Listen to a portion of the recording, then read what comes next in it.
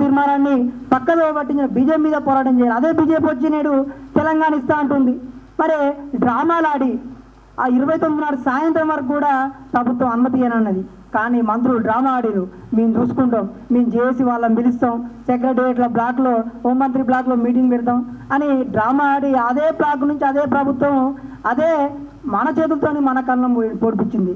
అందులో ఎవరంటే మంత్రులు చెప్పిర్రు, సీఎం కానీ సీమాంధ్ర ప్రభుత్వాన్ని చెప్పిర్రు, మేము మేనేజ్ చేస్తాం, మీరు 4 నుంచి 7 గంటల వరకు అనుమతిస్తాను, ఒక ప్రకటన చేయాలని చెప్పింది. ఇది ఒక పార్శ్వం.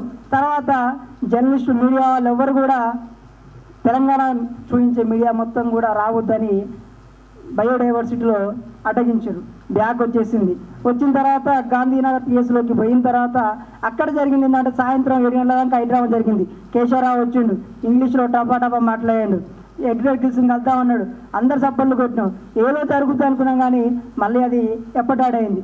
నాకు స్పష్టంగా తెలిసింది ఏంటంటే ఐఎంపీఆర్ శాఖ అనేది అసలు కనీసం స్పందించలేదు, మంత్రిత్వ శాఖ స్పందించలేదు. అయినా కానీ అక్కడ ఉన్న తెలంగాణ జర్నలిస్టులు సమైక్యవాద జర్నలిస్టులు ఎవరో వాళ్ళు పోయి వాళ్ళ సెల్లులో మెసేజ్ కొట్టి మళ్ళీ ఐఎంపీఆర్ పంపిస్తే వాళ్ళు సరే పోనీ ఇది ఎందుకు లొల్లి అని మళ్ళీ జర్నలిస్ట్ పూరం కానీ మిగతా అక్కడ ఆందోళన చేస్తున్న వాళ్ళు పంపిస్తే అప్పుడు తూతు మంత్రంగా విరమించడం జరిగింది.